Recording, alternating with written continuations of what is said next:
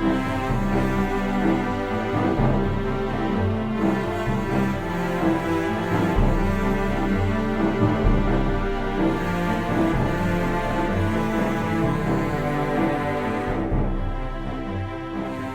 and welcome to the Thirsty Mage, the virtual pub where every demon knows your name. I'm your host, Dave Lloyd. In this episode, I found someone as crazy about Shin Megami Tensei as I am. And we're going to be getting into the weeds about the right game that always seems to launch at the wrong time. Shin Megami Tensei, Strange Journey. Joining me in our recent playthrough of Strange Journey is our resident voice actor for hire, Brian. Hello, hello. Yeah, it's welcome to have you here. I know I signed up to be a playtester for the game that you're voice acting with, but I was unaware at the time that the demo that they're using is like you have to play it on a Windows PC. Yeah, I mean, you know, it's still pretty early in development, but I know the director and all the programmers and artists and my fellow cast members are all very hard at work on it. So I believe there's going to be a more polished demo version out pretty soon. I as soon as they hit it to that Steam, I know there's like a development build you can do in Steam and that sort of thing, and I'm ready for that as soon as it hits there. But thanks to a teenage son, we're running in Linux these days, so it's hard. We don't really have a Windows PC hanging around for games anymore. So, well, considering the current state of Windows, I can't say I blame you all. Yeah, it's an interesting time to be into PC hardware these days. That's for sure. But yeah, hey, you know what's not affected by RAM shortages or memory shortages or anything is the 3DS. Yes, and it's funny. 2026 has been. I don't think I think I've played my 3DS more hours in this calendar year, which is only 4 months in at this point, than I've probably in the 10 years or whatever it is that I've owned the 3DS. I remember picking up my 3DS. It wasn't at launch. It was definitely a few years after launch. It was during the sale craze. Nintendo was having issues moving product. So just like Rick, I heard about the sales and I ran to the store, picked one up, picked a bunch of games up, and I still don't think I've played Ocarina of Time or Majora's Mask on my 3DS, even though I own both cartridges. So those cartridges are in mint condition, is what I'm saying. Very nice. Yeah, yeah. I had a launch 3DS with the ambassador thing and everything. Later on, I ended up selling it because I wasn't using it anymore, and that's just what you did back then. You'd be crazy to trade in a perfectly good console to a GameStop now. Yeah. But sometime later, before the retro gaming market really exploded, I found another 3DS at a yard sale for I think $10 or $20, which would be a criminal steal now. Yeah, I think it qualifies for a felony at this point. Oh, if you've heard of some of the other deals that I've gotten, either from yard sales or just finding things. Yeah, the greatest one I ever had, and I still kick myself to this day for not taking more advantage of it, was a coworker of mine said, he goes, "Oh, there's this sale going on. This older couple, I guess they're moving. I live in the East and they're moving out to Vancouver or something. So they got to sell everything in their house." And I'm like, "Okay, like, so what's there?" And he's like, "I don't know, but let's go." And I'm like, "Okay." And so we show up to the house, and I couldn't believe it. It looked like a Chuck E. Cheese. Like it was a fun house. The basement was completely. It was just rows upon rows upon rows of board games. Oh, it must have had hundreds of board games. Like, it was ridiculous. I've never seen so many in my life. And then the room that I was most concerned with, though, was there was like a video game or computer room, and it was just the room was just full of old NES games and Commodore 64, Atari, and if I was in the right frame of mind at the moment, I would have bought everything in that room, but I only had like $60 on me, so I'm like just trying to find anything that I can get. So I got like I got a lot. Like, I got a mint condition Legend of Zelda, like with all the inserts and everything. Oh wow. I got Mega Man 2 inbox. Like I focused on the NES games. There was like a bunch of inbox NES games with all the manuals and inserts and everything. So I just like grabbed as many as I could and be like, "Does $60 cover this?" And the guy who's selling, like, it was like some salesman. He had no idea. He was like, "Oh yeah, I don't care, whatever. Take what you want or whatever." And so that when we left for a bit, and I went back to work, and I'm just like stewing. I'm like, "Oh, I should have bought more. I should have bought more." And he's like, "Well, I'll call him." And so my coworker's like, "I'll call the guy and ask if if what's left in that room or whatever." And he comes back a few minutes later and he's like, "Sorry to tell you, Dave, someone walked in, saw the whole room, and bought the entire room." Oh, And I'm like, "No." But again, for $60, the games I walked out with, like, I can't really complain because that is I true. yeah, Especially Zelda and Mega Man 2 in box. yeah. There are three deals on retro games that I'm about to describe to you, and they are escalating in the unbelievability of the find, but I promise you all three of them are real stories. So the first one is, this was maybe 12, 13 years ago. I was just out of college and I was going around to yard sales just because, that's kind of a tradition that I had going back to when I was a kid, doing that with my dad. And there was a guy who had out on his in his yard sale a PS3 and like a big bag of games, and he told me that he had found religion and was getting rid of all of his worldly possessions. So he let that go very cheap. I don't remember exactly how much I paid for the whole deal, but this Oh was back man, when, like, the PS3 was not that old. I think yeah. this was maybe, I don't know, just as the PS4 was coming out. But yeah, this guy wanted to, you know, remove himself from all earthly attachments or something. So, he let that go So very it reasonably. was a win-win. Yeah, yeah. The second one is when I think I was in high school at this time, and again going around to yard sales with my dad. I found a box of Super Nintendo games. None of them had like boxes or manuals or anything, but I got the whole box for about $10, and in that box were Chrono Trigger, Super Mario RPG, Super Metroid, Mega Man X 1 through 3, and Final Fantasy 4. Oh, that's crazy. Well, I whoever had that box at least had good taste. And the last one is the most unbelievable one, but I promise you it's true. And this is actually one that my wife found for me. So we subscribe to this local. It's called Buy Nothing, where people can post things that they want to get rid of or post things that they're looking for, just kind of help the neighborhood out to clear space and or find things. So this one that she found for me was somebody just offering up kind of a box of retro gaming things. So I get there and I pick it up for free. This is for $0. There was an NES with a bunch of games, nothing particularly rare, but the NES did work.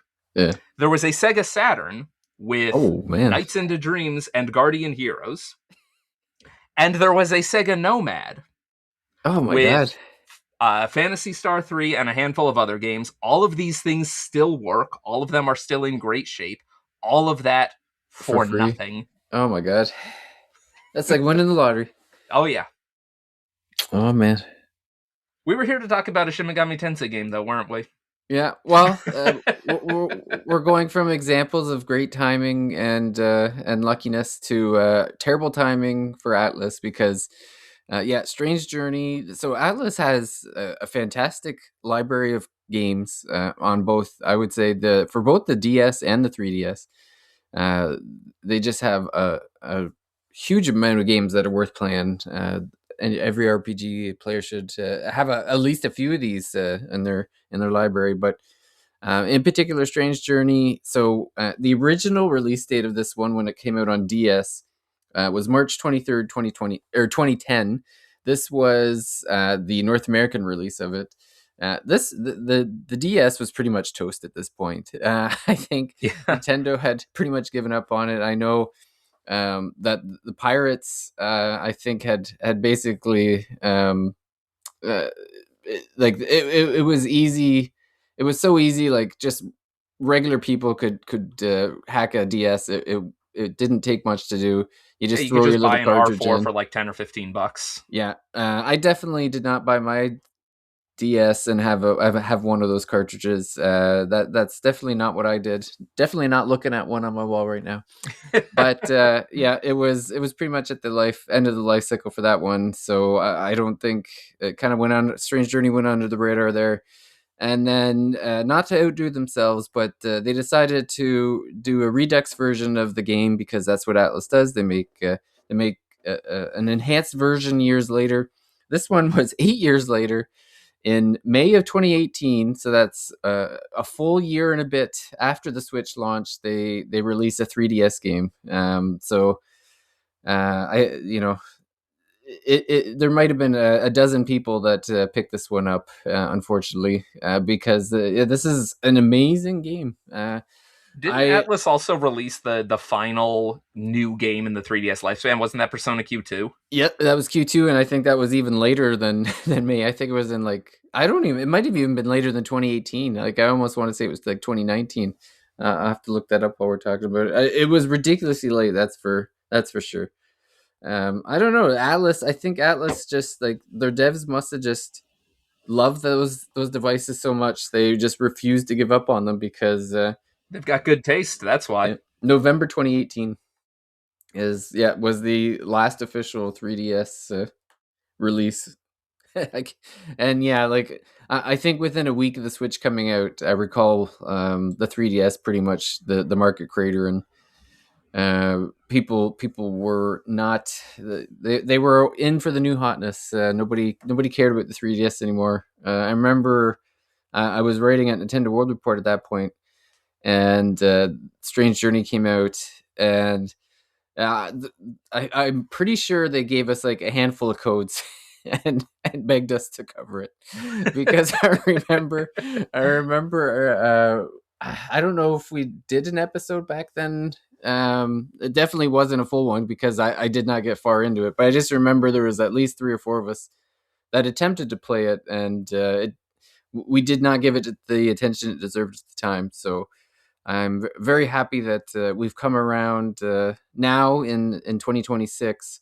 Started an RPG club, and the two of us are the only two to scale Mount Everest of this. I wouldn't say it's a punishingly difficult SMT, but every time I hear someone talk about Strange Journey, I always hear about they always discuss like, oh man, that's the hard one. Yeah, I mean, I think especially early on, you have to be very careful managing your resources and making sure that you can make it back safely. But I think the game does give you the tools to deal with the things that it throws at you. Yeah. Yeah, I would say it's a strange bell curve of difficulty for this one because I feel like the early going, the first 5 or 6 hours, you can easily be one shotted to death very quickly in the first dungeon, and then I feel like once you start to get to like the second and third dungeons, you've kind of finally hit that. You found your stride. Your party can withstand a few hits now. It's more about like you said, managing your resources to make sure that you're not getting caught out in the wilderness, low on health or whatever. You can manage to get by, and then I felt like it kept getting easier as the game went on until very late in the game, where it was just like, no, this is ridiculous.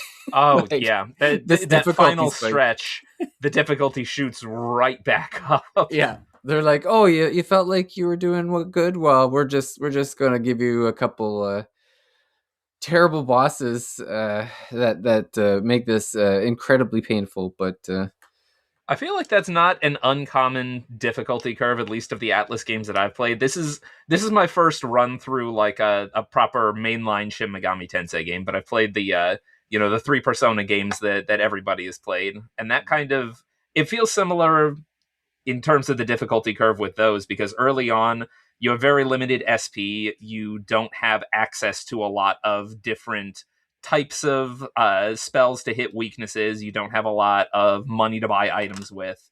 So that is one of the more difficult parts of the game. But once you start having a little bit more gas in the tank and access to more types of attacks and more party members, you kind of hit this like very comfortable stride where things, not necessarily easy, but not, you're not going to be suddenly caught unawares and get an instant game over, really.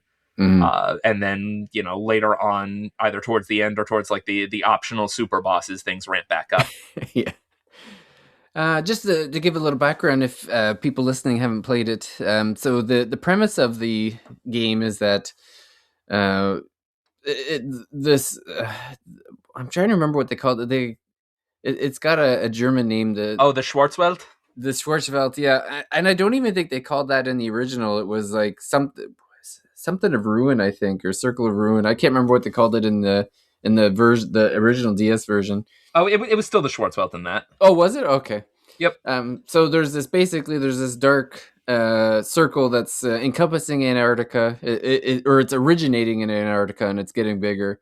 And the world has decided, like, oh, so, this can't be good. We better send some people in to see what's going on. So they sent some probes in initially, and they got some confusing pictures back. So they decide to send in a few strike teams. When the strike teams get in there, it does not go well. they, I if you've think, if you're familiar with the movie The Thing, you'll yeah, you'll get a general idea of the atmosphere here. yeah. So I believe there's initially it's three teams. I think three tanks go in. Yep. They all get separated. You name your own character, and you have a team of soldiers that are with you. And somehow someone knew about or anticipated demons for some reason, because the strike teams they have demonicas, which is kind of a classic look. It's actually the outfits that they wear. I've seen them in a few games now. They seem to like that design, and yeah, you basically, you land in this place. You realize that there's demons running around, and you find a way to make contracts or control the demons. Pokemon style for anyone who hasn't played a Shin Megami Tensei game. You're basically negotiating with them to have them help you out, and yeah, you're basically just trying to find your way out of there. I guess you're either trying to find. I know that like some people, some of the team, they just want to go home. Some of the team are they know that the mission is to find a way to destroy it to save the world. And yeah, you're just basically walking around and trying to find your way out. Yeah, you get some nice interpersonal conflicts with that, and your whole team is guided by this sort of sentient uh, ship's computer Yeah. that is sort of pushing you towards. We need to investigate more. I know everybody wants to escape, but we, Yeah. think of the mission, and we're not even going to be able to escape unless we research this and go further in anyway. So, Yep. And the gameplay is very, so the actual exploration of the areas is very old school. It's a Strange Journey is a great amalgamation of kind of old school exploration, but with the more modern combat mechanics. So it's very much a tile based first person perspective, where you're moving one tile at a time. The map is initially hidden, and each time you walk around, you're basically the top screen is showing you walk, the bottom screen is showing the map, and the map is filling in as you walk. I don't know about you, Brian, but I felt like my eyes were on the bottom screen for most of my gameplay. I it's wasn't it's really very paying tempting attention. to just keep your focus there. I tried to balance my focus between the two because the environments are really fun to look at. It's a very there's a lot of unsettling atmospheres. There's a lot of just really gorgeous environmental art.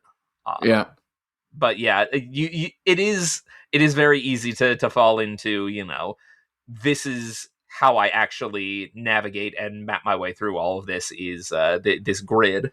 yeah.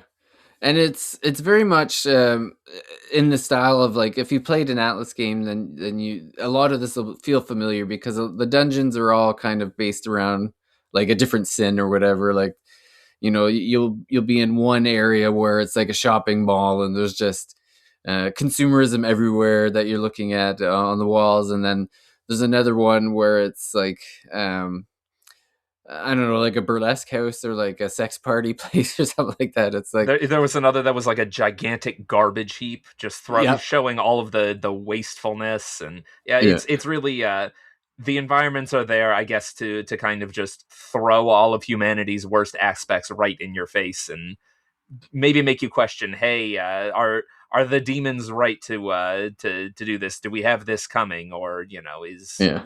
I mean, we'll get into that a little bit more as we talk about, I guess, the alignment system, but Yeah, so well, that's one major aspect of the game, and again, this is a common thread in Atlas games where there's a good, evil, and a neutral way that you could play the game. So as you're playing through, there's basically choices that you're making throughout the game, which will change your alignment, and there's two characters that are on your strike team that kind of represent the good and the evil. There's Jimenez, who's he represents the chaos alignment, which is very demon focused. It's the the strong should be in charge, and making decisions based on emotions and that sort of thing. And the sort of then denial of hierarchy too, yeah, exactly. because Jimenez, he starts out just wanting to escape, not really wanting to follow the mission. I think at some point he calls you a Boy Scout. Yeah, yeah. It's funny because there's moments where he's kind of a dick, and you're not supposed to like them. But then there's other times where he's not actually that bad. Like he stands up for you and that sort of thing. So it's Yeah, he's abrasive, but there are also circumstances that his response to it seems like the more humane one or the more reasonable one, whereas following the mission to the letter doesn't always feel like the right choice, and I think he's kind of there to show, hey, maybe you don't always need to just blindly trust in authority. yeah. And then so he's kind of the devil on your shoulder, and then there's an angel character that represents kind of the law way of doing things.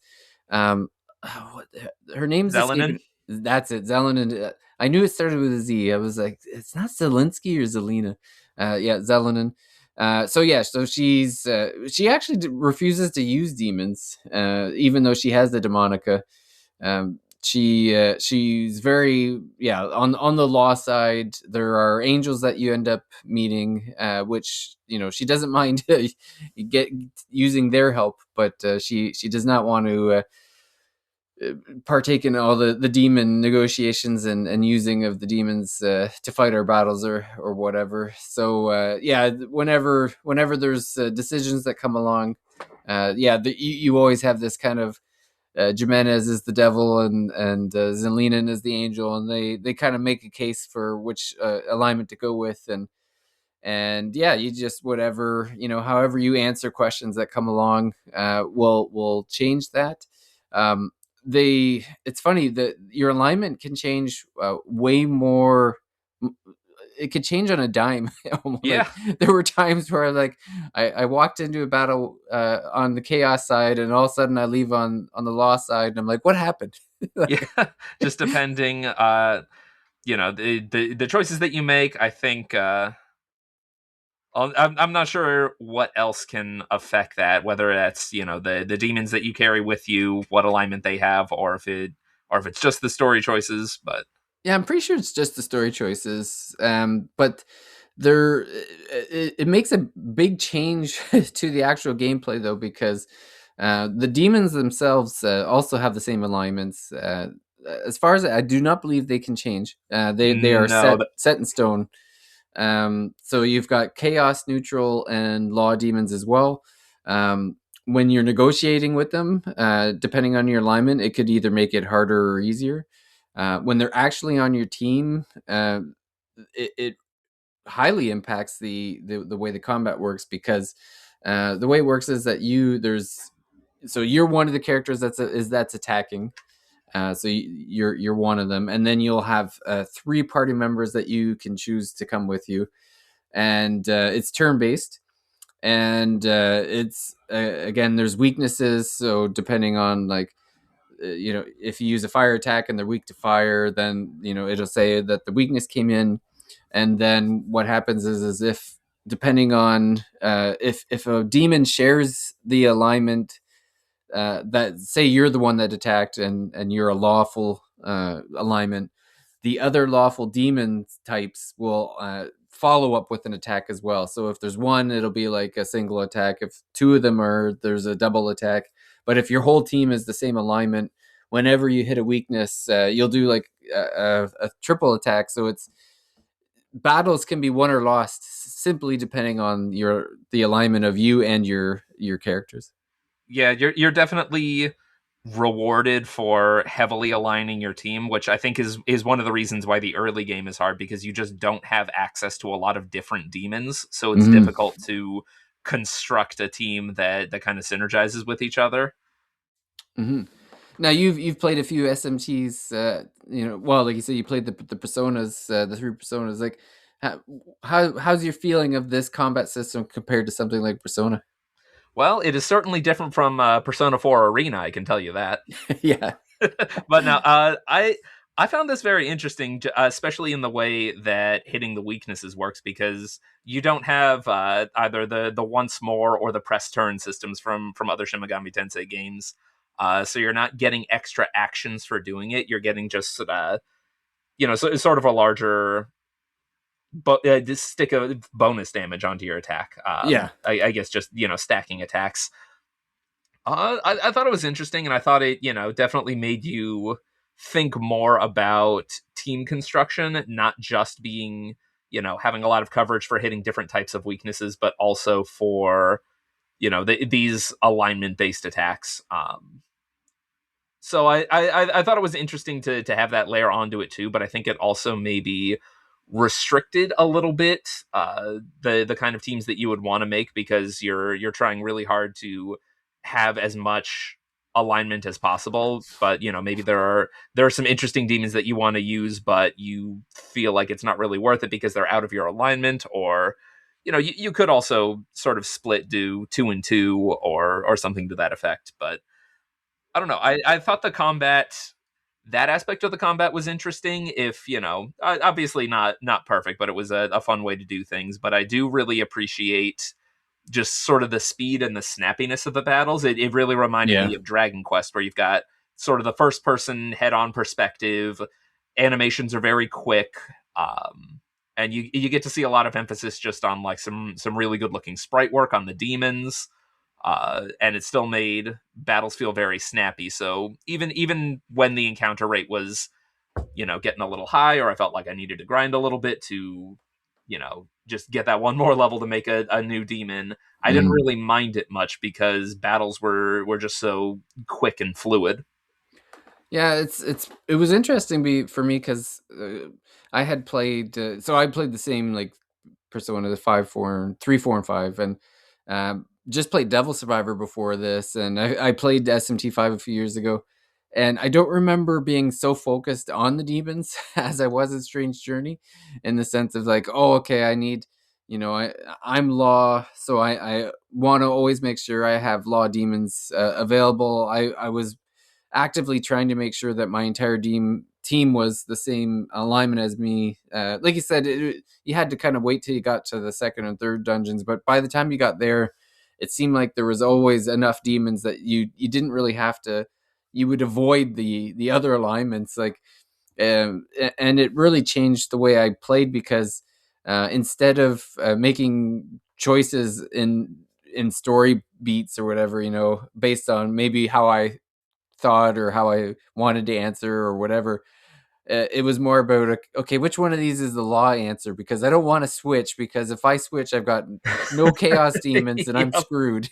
That Like, the exact same thing happened with me, and specifically with Law, because the game was just throwing these really amazing Law demons at me, and I wanted to keep that team going, especially be able to use Athena. Ended up really really strong for me, so I ended up making choices not necessarily that I agreed with, but I guess that kind of plays into the themes, because I'm sort of surrendering my choices and my free will to get the power of the yeah, law true. alignment. So that that plays into the theme of, surrendering your free will to the angels and just letting them guide you.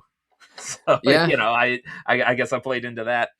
Something else interesting that I noticed about the combat is that, depending on what weapons you equip, you can get different skills and spells and things, but it feels like there's less emphasis on what the player character can do in terms of like their versatility and power in combat, and a little bit more on the demons, at least Hmm. compared to Persona, because in any Persona game, the main character is going to be the star player of the team. They're going to have the access to the most variety of attacks to hit weaknesses. They're going to be the strongest one out on the field. But that wasn't always the case in this game because, you know, you may have one or two different kinds of elements that you can hit based on what gun you have equipped, but for the most part a lot of that versatility is going to come from what demons you bring. Yeah, well, that was the thing I found that in this game, I don't remember switching demons up so fast. Like in other Persona and SMT games, I felt like there was a little bit. You'd have more time with the demons, where you're kind of getting used to them, and you kind of fall into comfortability, I guess, with some of the different team combinations. But I just found in Strange Journey, it was like there was always a rush to get like the new demon. It's like, okay, I gotta, I leveled up now. I've unlocked a new demon, so I gotta get the stronger demon, because you really notice uh, that the further you go, the quicker the demons are not as powerful, and you've got to merge them, or you got to fuse them again, and felt like I was always like going to my fusion calculator on the web, Yeah. and like, okay, like I'm at this level, what's the strongest demon I can get at this level, and Yep, what do I don't get need? attached to anybody, just chuck them in the trash compactor and mush them together. I had to be ruthless in this game. There was the only demon I really had any affinity to by the end was Black Frost, and Oh that yeah. and that's because he bailed me out of a real bad jam. I Black Yeah. Frost stayed on my team for quite a while too, pretty much until the point where I felt like I was kind of forced to go law alignment. But the Yeah. one demon that carried my team almost to the very end of the game was Athena. Oh yeah. Well, it was Uh, funny too because my Black Frost, I was law at the time, and I think I don't even know why. I think I fused a Black Frost just for because it was I think the Black Frost was a special demon, and I think I might have needed him for something else. I think that But was one of the first special fusions you could do, was like High Pixie and then Black Frost. yeah, and so he was on my team, and I got like almost wiped out, and so my whole team did get wiped out, but I was able to get Black Frost off the bench onto my squad, and at that point he got I think they enraged him or something, so I didn't actually have control of Black Frost, and I'm just sitting there watching, and I'm like, "Go, buddy, go!" And it came down to like, he had 10 HP left, and he did the final whack and defeated the boss. Oh, So nice. yeah, I was pretty happy. I feel like in every, well, obviously my repertoire of Shin Megami Tensei is a little bit limited, but in all of the ones that I've played, this game and the three Persona games, Black Frost just ends up being really strong and sticking Yeah. around for longer than, most similarly leveled demons would, just by virtue of, But speaking of Black Frost, this game has my new favorite uh, Jack design. And it is Frost Ace. Yes, I I don't know love if you Frost. got him, but yeah, it's Yeah, Jack Frost, but dressed as like almost a kind of a superhero. common rider superhero. Yeah. And he's got this side quest where you have to help a poor Jack Frost get vengeance for his murdered family or something like that, and that upgrades him into the superhero Frost Ace. Yeah, I didn't get him in Strange Journey, but I do have him on in my I'm playing through SMT4 right now, and so he's on my team. He's way under leveled compared to the rest of the team, but I refuse to get rid of him because he looks so cool. Oh yeah, he has heart. That he's got the strongest heart of all the demons, so that carries him through. Yeah. And it's funny. I actually have a specialty. Like, I could fuse a King Frost, but then I'd have to give up my Ace Frost, and it's like no, not worth it. Oh, speaking of again of King Frost, a lot of the Shin Megami Tensei designs are shared throughout the games, but I did notice that King Frost is a little bit different in this one, in that he is sort of sitting on a throne of like hundreds of little squirming Jack Yeah. Frosts, almost like a legion in Castlevania, Yeah. which it fits the kind of oppressive, creepy, unsettling atmosphere that Strange Journey has going so well. Yeah. Um and yeah, it's funny. So I know you played the DS version Yep. of Strange Journey. I played the Redux version. Uh it's funny. The unfortunate thing, I guess the thing that I enjoyed was that there was a lot of anime cutscenes that were added in the Redux version. Especially at the beginning, there's like this intro movie that's all anime. That's kind of shows like the tanks or the Schwarzwald taking out, like getting bigger, and then it shows the tanks going in and getting attacked, and there's tons of great cutscenes throughout the game. But one of the big additions is that there's actually three new endings. There's an extra dungeon, and then there's a third character that represents the neutral route. And because I was so focused on the dang law and keeping my demons, I totally missed the fact that the neutral route was really was technically the best ending. Yeah, And yeah, I was a little disappointed that I'd already invested too much time in the law route. It did not work out for me. I got the law ending, which wasn't quite satisfying as the neutral, but I kind of ended up the same. That I started my playthrough uh, mostly ending up kind of neutral, and just as I went through and started getting these really good law demons, I kind of deliberately switched. But I feel like especially later in the game it kind of pushes you towards like, hey, neutral is the correct way to go. That's the way to get the better ending. yeah, that's if somebody was starting it up now, that's the biggest recommendation I would get is I would tell them first of all, don't get attached to any demons, and make sure you go neutral. And then there's I can't remember what it was, like the Dungeon of Woe or something, um, where they introduce this separate dungeon that you can kind of go at any time, and to get the best ending, you're supposed to kind of go through that, and you develop a relationship with this neutral character. I believe her name is Alex, and you're supposed to kind of set it up with you work it out with her, that going through the story with her, and kind of getting that neutral, that benefit of the neutral ending. But um I know for me it was kind of funny. So well, I don't know if we want to jump. Maybe we'll talk a little bit about some of our favorite moments first before we get to like how the ending went, because my ending was really weird. I felt Yeah, like I think you and I got the same ending because we both ended up going law. yeah, we did. It was just funny though, because I didn't establish that relationship with Alex.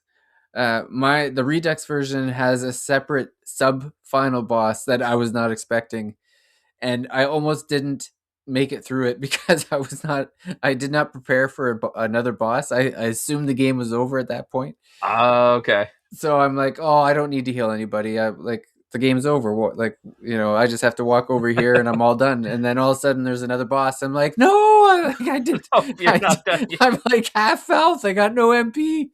And Uh, so I was like using up items for the whole beginning of the fight, and just barely scrapped through that one. But uh, um, yeah, Original version didn't have any of that. yeah, I ended up picking the original version because I liked the art style better, yeah, but like I didn't realize how much they added to Redux. I assumed that it was. I mean, I know Atlas always does that kind of thing with like Persona 4 Golden and Persona 5 Royal, which do add a lot of significant content to it. yeah. But I still decided that, hey, I really like the way that the original version looks, and that's what I want to go with, at least for my first playthrough. So maybe someday I'll swing back around and do Redux too. But Yeah. Yeah, well, yeah, it's just I've been tricked by Atlas with those so many times that I'm like, I don't know, I'm gonna have to play the upgraded version just because now, yeah, I ended up picking up the Vengeance. I haven't played it yet for SMT5 because Casey was telling me about all these additions they put on it, and I'm like, oh man, like they got me again. Um, I played through Persona 5. I think I played it through 4 times now, just because I played through it. Four, maybe.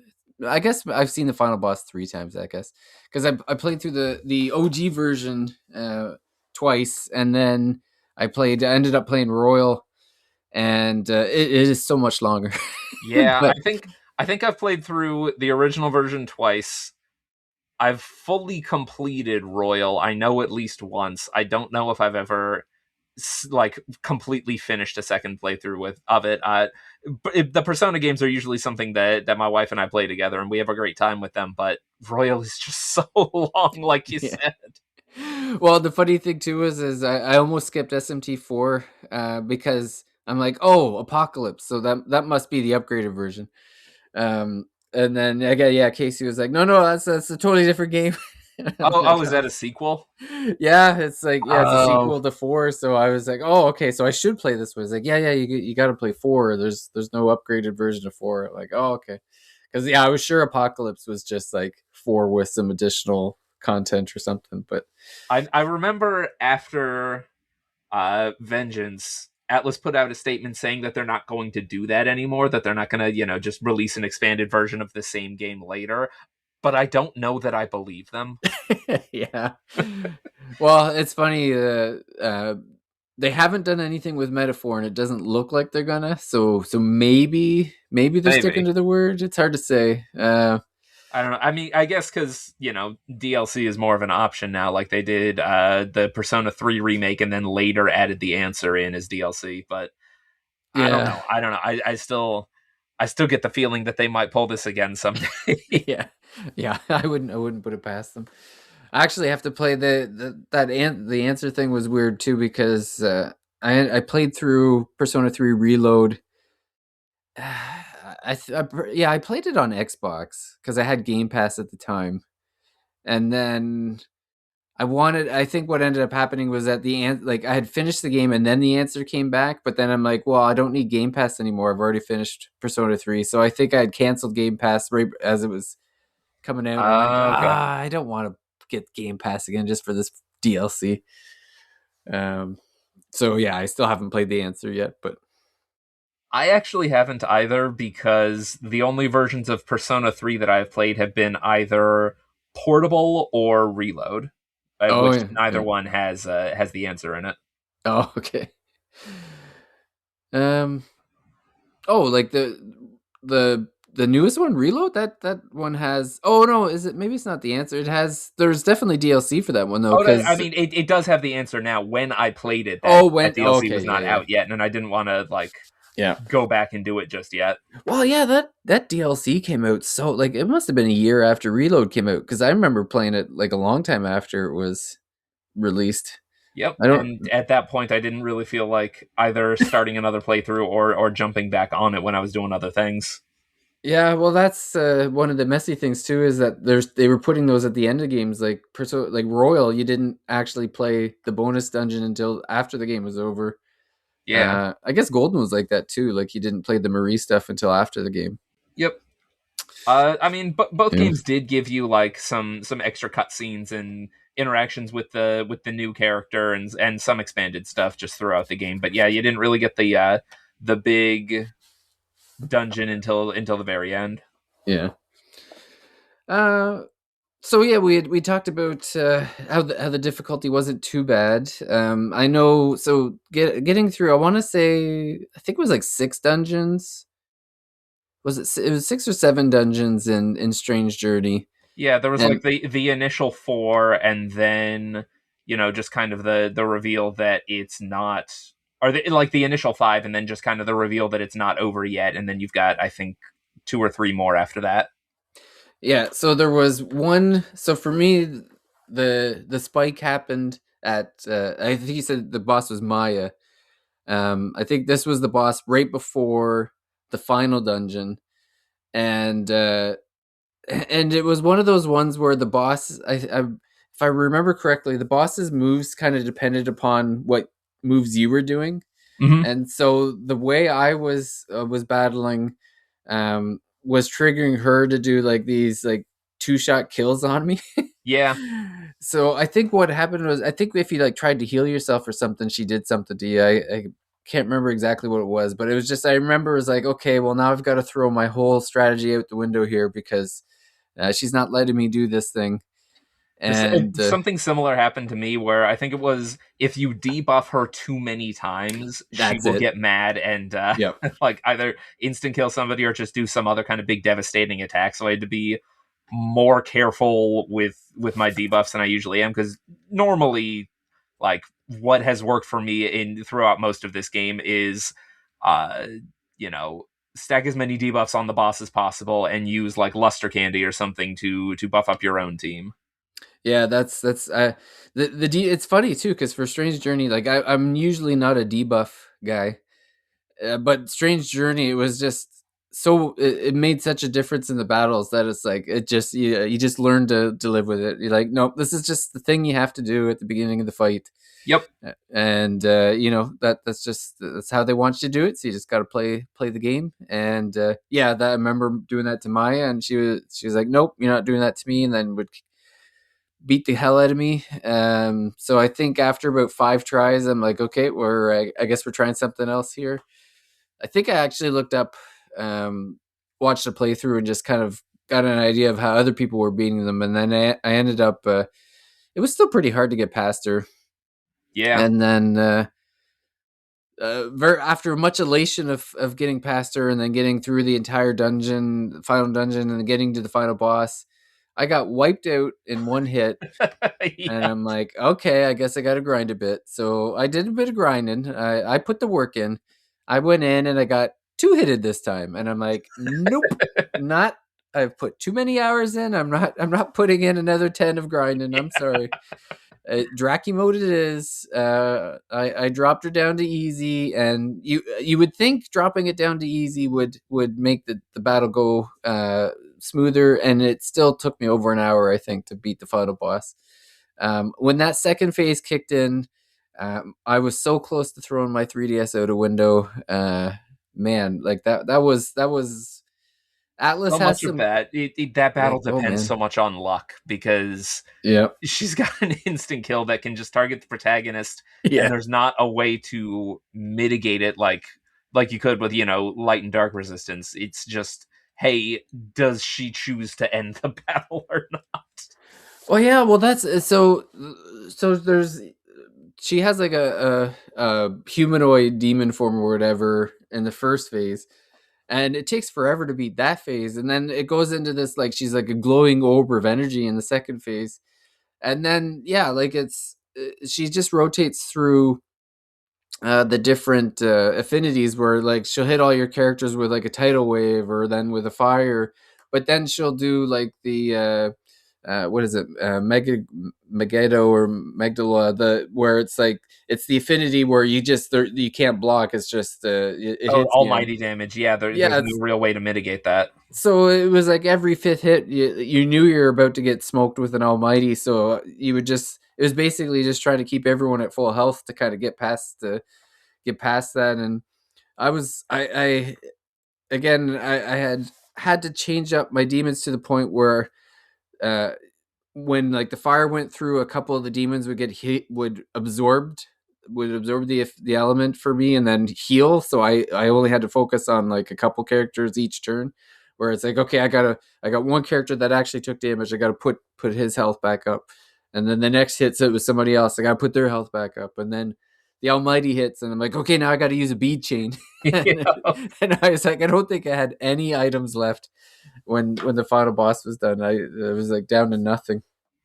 Yeah, and especially like at least for my playthrough, the game was pretty generous with items, but you are expected to use them. Oh yeah. It's not necessarily the kind of thing where like the classic RPG thing of oh, I shouldn't ever use this elixir because what yeah. if I need it later? No, use the elixir. Yeah. Use the bead chain, use the Yeah. summoning stone. it's fine. Just do it. Yeah, so it was pretty. I'm pretty sure it was late at night when I was doing this. I did not expect the boss battle to take that long, and then I kind of leaned back and I'm like, "All right, credits time." And then Alex comes out and she's like, "I'm gonna kill you," and I'm like, "No!"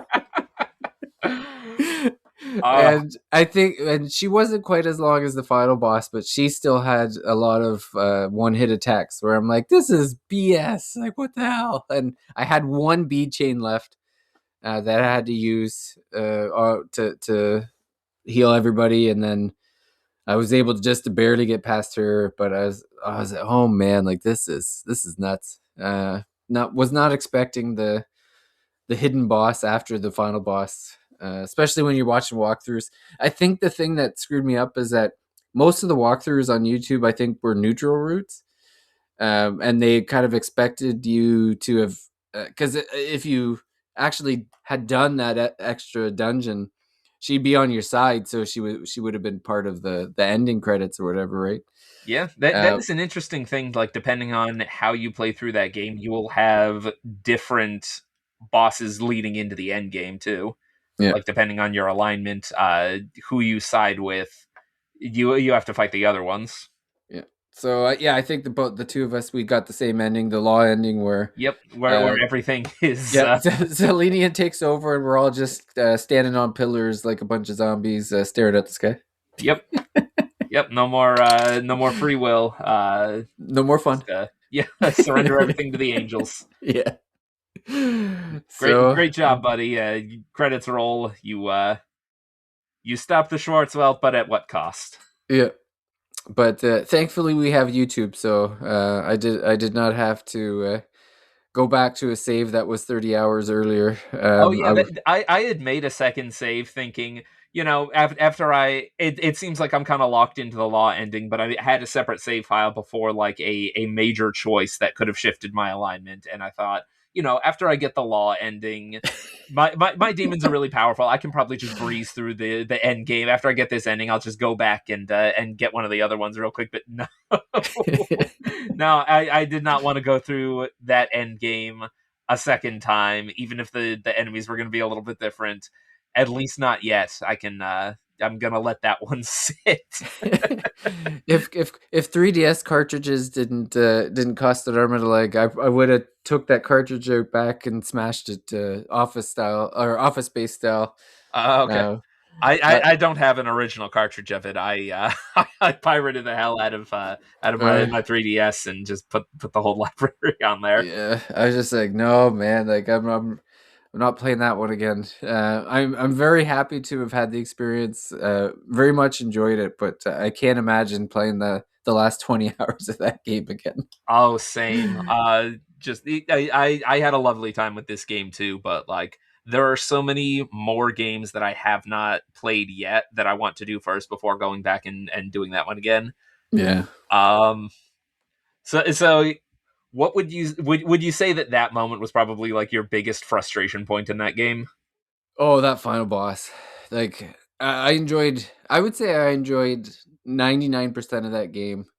I had the Maya boss gave me like just a moment of frustration, but the final boss was like, it was crazy. Like I can't believe going down to easy mode and still barely getting past it was the case. And then uh, if Alex had to finish me off, I don't know if I would have played the game. Like I might have just been like, you know what, I got the ending I wanted. Yep, I'm not we're going done. through. I'm not going through this again. So I'm very fortunate I got past the hidden boss, so I could actually see the credits on my 3DS. But um, it didn't sour my experience, I guess is what I would say. Like Yeah, it certainly is a weird way to end the game, but it was I still enjoyed I think it was about 40, 50 hours, maybe something like that. yeah. I think that's what mine ended up being. Maybe a little closer to the 50-hour mark.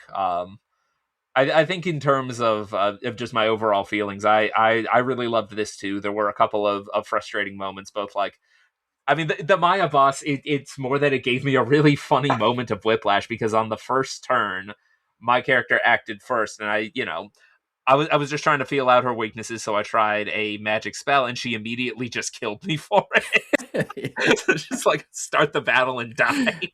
Yeah. I couldn't be mad about that just because of the speed it happened at. But I think apart from the final boss that we discussed a lot, there was one moment that just drove me absolutely nuts because so while you're navigating the dungeons, there are different kinds of tiles that do different things, and they sort of slowly introduce them over time. Like early on, you find pieces of floor that will damage you as you walk over them, or maybe there are some that have a chance of giving you a status effect when you walk over them, or sliding tiles that push you around. In Sector Eridanus, which is the one where you fight Ouroboros, there is a teleporter pad navigation puzzle that I was Yeah. trying to do late at night, so I was already tired. I was Yeah. already not thinking clearly. I could not figure out how to get through it because it kept just sending me looping over in circles, and all of the rooms were looking the same. And I kept running into random encounters while trying to figure out where the teleport pads go, and that was driving me nuts. So I looked up online, just hey, what are people doing about this? And a bunch of people say, oh, just equip the sort of sub app on your Demonica that shows you where each teleport pad goes. And it turns out that that is only in Redux. Oh, I didn't even know it was in Redux. I did not spend money on that app. Oh yeah, that's another thing that we didn't talk about is that the way that you sort of upgrade your character other than basic stat increases is that you can purchase these like little support gear called sub apps that can kind of change how things work for you in the dungeons. Like maybe one gives you more money after battles or more chance of finding items, or there could be another one that like restores a little bit of health or SP just the further you go.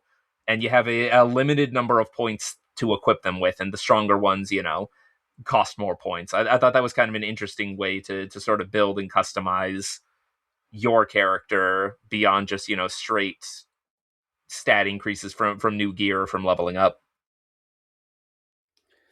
Yeah, I ended up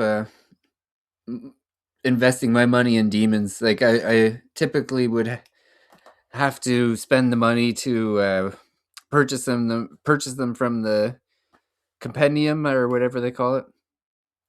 So by the time I had like pulled the demons out, I just had no money left to buy the sub apps. So I like spent a lot of the game somewhat low on money for the same reason yeah, until there was something that I realized in that almost from the beginning I had equipped the sub app that makes it more likely for you to find items after a battle, right? And different demons all drop like some kind of crafting material unique to them that you can use to make weapons and healing items and whatnot. So I spent most of the game just figuring, hey, I never know what is going to come up in like a crafting requirement to make a new weapon or piece of armor or whatever. So I'm not going to sell any of those. So I ended up with a huge, huge stockpile of them, and some of them end up selling for tons of money. And at the point that I realized this, I was already pretty late in the game and just saw that, hey, I have way more of these things than I will ever need. I don't yeah. actually have to worry about money anymore. Oh man, I wish I'd have known that one. Yeah, I felt like it's like okay, this is the demon I need, so I need to fuse this demon, but it's like but I need to fuse these two demons first, and I'm not going back to that dungeon to go find them, so I'm just gonna purchase them from the compendium, and then I'll fuse those, and then so by the time usually it was like I'd have to buy 4 or 5 demons to fuse into like one to Yeah, get the one I it gets so. wanted. And you also have to manage because you can only carry so many of them at one time. So you have to Yeah, manage which ones you are doing where and when to make enough free spots. yeah,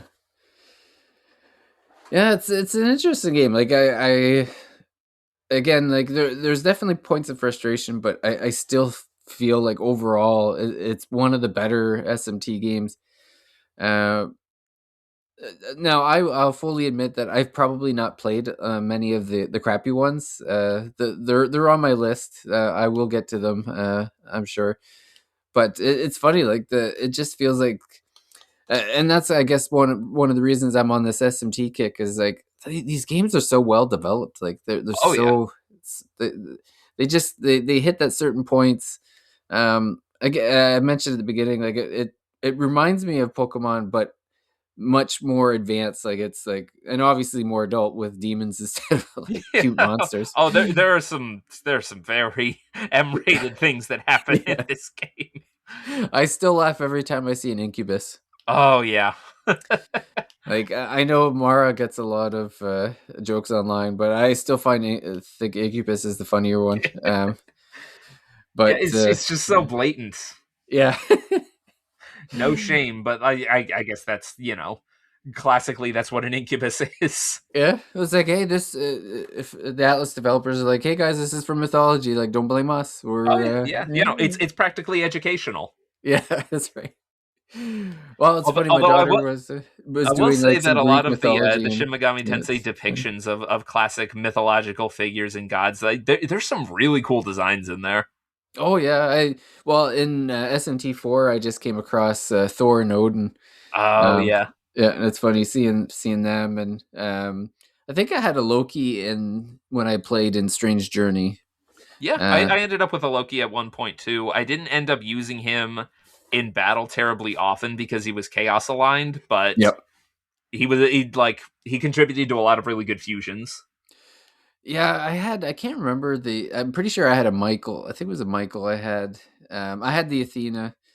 Um, oh, there was Dominion was another strong one for a while. I'm trying to think.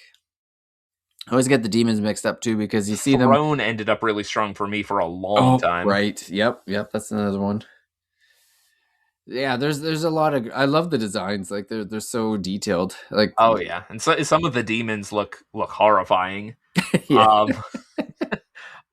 oh, there was one little thing that I caught.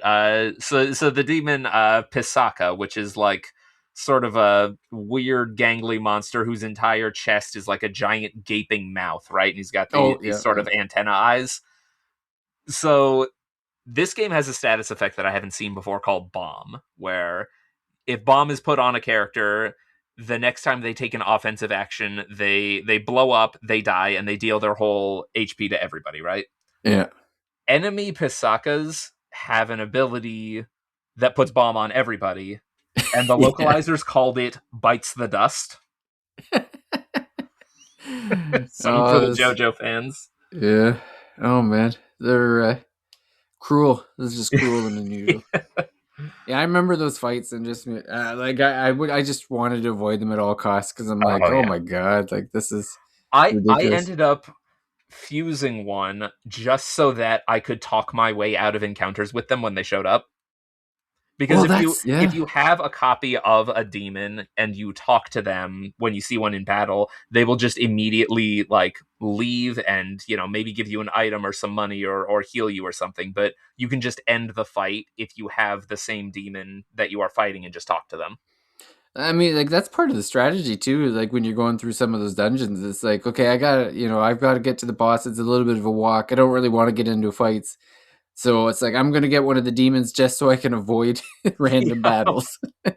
it's great. Yeah. Yeah, yeah. Again just like these little details that you wonder sometimes if the thought process was there that they put all these together, or if it's just like chaotic chemistry that just happens to work. I think I feel like there was definitely a lot of thought put into how the mechanics and the setting and just the kind of the themes that the game conveys all mesh together really well. Yeah. Especially just sort of that thing that we both ran into is that we both sort of betrayed the kind of choices that we may have originally wanted to make in exchange for the power of having like an all aligned team or having Yeah. access to particular demons. Oh yeah, for sure. Which hey, it's thematic. Yeah. No, well, to me, it's just a lesson in playing SMT because now that I'm playing SMT4, I was very thoughtful on like, nope, we've got to stay neutral. I want Yep. the neutral ending. Um, I think the next time that I do an SMT game, I'm probably going to do the same. Which this game I think has hooked me on the series. Like it has sold the concept to me successfully. Yeah. Oh Even yeah. apart from like the Persona games, because Persona is Yeah. very very different to something like this. Oh yeah. Like yeah, totally different. Like uh I'm definitely I played Persona first and then got into SMT, and like when you get through it, all the personas you can get through for like the first that are easily accessible anyway. Yep. Then you're like, okay, like I still love this. Like, so what are these? What's this SMT stuff? And then yeah, as soon as I played a few of them, I'm like, oh, this is like just this is basically just the demon, more of the demon stuff and less of like the story stuff. Like it just less focused on. Well, definitely like all of the. There's none of the daily like relationship building or anything like that. Like it's just strips all that out. I'm like, oh, I love the There focus was on. your one crewmate. I don't know if you did this side quest chain, but there was one crewmate that his side quest was that every time you talk to him, he has fallen in love with a different female demon, and you have to go and talk to that demon on his behalf. And they are all just utterly repulsed by the idea of him. So Oh, this I guy don't think keeps I did that swinging one. and striking out with a succession of like every female demon you meet. Oh, that's funny. No, I wish I had come across that one. I did. I felt like I didn't do as many of the side quests that I could have because you meet up with demons a lot in the game, and they're like, "Can you do this thing for me?" And I'm like, "All right, sure. If I happen to come across it or whatever, Some of I'll them do were it." worth it. Some of them the rewards not so much. But that one I thought was really funny. Yeah, there was. I know I ended up doing a late game one. I can't remember why. I think there was like a demon that I wanted, but you had to. There was like a guy you had to talk to. There was a guy at the on in the dock, and you had to talk to him. And he's like, "Oh, we found this other guy, and he wants you to go collect something." Oh, it was for you're the one that actually put me onto this because there was a certain material that you got from the dragon. Oh, from Fafnir. Yeah, where it was if you got the armor, it's made the final battle a little easier because it I think it absorbed one of the attacks from the final boss. So I made sure to get that, and so I went through like there was a bunch of different side quests you had to get to finally get to that get that armor. And yeah, I chose so you could either choose a weapon, armor. There was a third thing I can't remember It that. was an accessory. Yeah, and so I took the armor, and I'm sure it helped for sure. Yeah. I ended up taking the sword because I didn't know how good the armor was, and like the sword was good. Just the armor ended up being, what people suggested as the best thing to get from that side quest. But Yeah, I just remember reading that online. What happened was is I went after I got like creamed by the boss a couple times. I'm like, okay, what are people saying about this? And the number one thing I saw was get the dragon armor.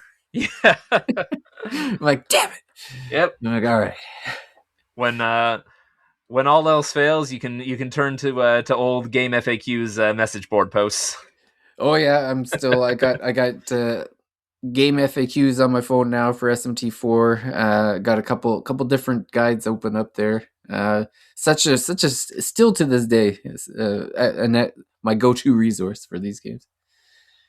Maybe after I either finish or decide I need like a little break from Tactics Ogre, maybe I'll do another SMT game. Well, actually, no, because we're doing Nocturne for the next club, so I'll be doing them simultaneously. Yeah, I guess if do you have any final thoughts about Strange Journey? Then we could just do a quick aside about Nocturne. Final thoughts. Well, first of all, instead of Shin Megami Tensei Strange Journey, I think it should have been called Jack's Bizarre Adventure. Yeah, But no, I think I think if you are on the fence about trying this game, you should absolutely give it a go. We did talk some about the story and the themes and the atmosphere, but I think it's something that you really have to kind of see for yourself. That's a little bit difficult to fully put into words. I think just kind of allow yourself to get immersed in it and just allow yourself to take the mechanics as they come.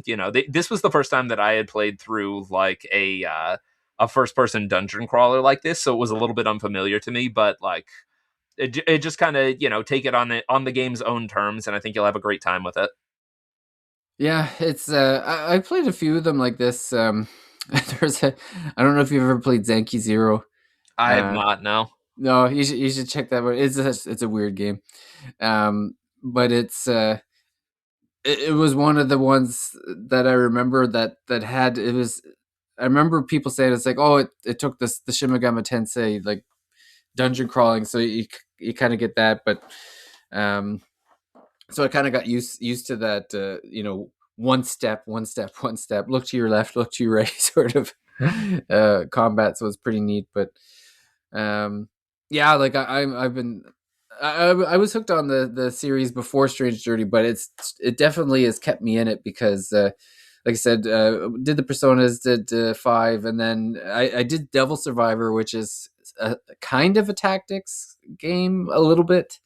Um, it's not like Fire Emblem style tactics, but there is a bit of strategy involved in setting up those initial demon battles and that sort of thing. So Devil Survivor is another excellent game that if for anyone who's played Strange Journey and they're like, oh, what's the next SMT, that maybe if you're not doing a main line, I definitely recommend Devil Survivor as well. So Okay, maybe I'll give that a shot sometime soon then, because yeah. I do like SMT quite a lot now, thanks to this game, and thanks to Persona previously, and I do quite love tactics games. Yeah. So yeah, like you mentioned, our next RPG club is going to be on SMT Nocturne, SMT3 Nocturne. I picked up the remastered version was on, like I actually had it on Switch, but I don't play my Switch anymore. And the it was on sale on Steam. It was like 70% off. I want to say it was pretty cheap. Yeah, And so I'm playing through that on Steam now, and yeah, we're just starting up. I mean, as of this recording, yeah, anyway, we're just starting up. We might be a little ways in by the time people listen to this, but yeah, I'm looking forward to it. I remember playing it when the remastered version first came out in 2021. I remember playing a few hours of it, but I wouldn't say I was hooked on SMT like I am now. So I definitely foresee getting. I'm going to finish the game for sure, but I'm definitely going to enjoy it more. Kind of having a better understanding of the series now. yeah. I'm definitely glad I played Strange Journey first. The only exposure I've really had to Nocturne before is just all of the memes about Matador being such a difficult Yeah. pain in the butt to deal with, which you know I think Matador might be my favorite Shin Megami Tensei demon design. He just looks so cool. The Oh yeah. skeleton Matador. I love all the skeleton demons, Yeah, but I was gonna yeah. say I like the riders, the skeleton riders. They're Oh pretty funny. yeah. Yeah. And So and Hellbiker and Trumpeter and all of them. yes, yeah. So But yeah, many. Yeah. So yeah. So we haven't got our fill of demons yet. So that'll be next on the list. So yep. So I think going through all of the various Shin Megami Tensei games is going to be quite an enjoyable but strange journey. yeah, exactly. Um, I'm not sure. Are you allowed to plug the game that you're going to be doing voice acting at this point? I don't know that I should give out too many details about it just yet, just because it's still in development. The Steam page is not up yet. Not like I'm not like under an NDA or anything, but I think just uh, they don't necessarily want to put too much out there just yet. But there should, if things go to plan, there should be both a trailer, a Steam page, and a demo. Hopefully, sometime next month. Okay. So, Look. I'll be happy to plug that more when there is more to show to the public. Yeah. Well, if everyone heads over to the Discord through the thirstymage.com, we'll definitely be talking about it there when the time comes. So we'll make sure that everyone there knows where it is. But yeah, I guess I want to thank you, Brian, for being the only person that finished the SMT Strange Journey Hopefully, with we me. get more people finishing Nocturne too. But yeah, Yeah. this was a lot of fun, and I'm definitely looking forward to more of these book clubs. Yeah. So Yeah, and there when we do the episode for Nocturne, we might have a couple extra guests with us, hopefully along with us next time. But yeah, this was fun, and I'm glad you were able to join me for this one. Yeah, well, thank you so much for having me aboard. Yeah, thank you. And yeah, I guess we'll wrap up the episode there. And we want to thank everyone for listening, and we'll see everyone out at the next Thirsty Mage. Bye for now. So long.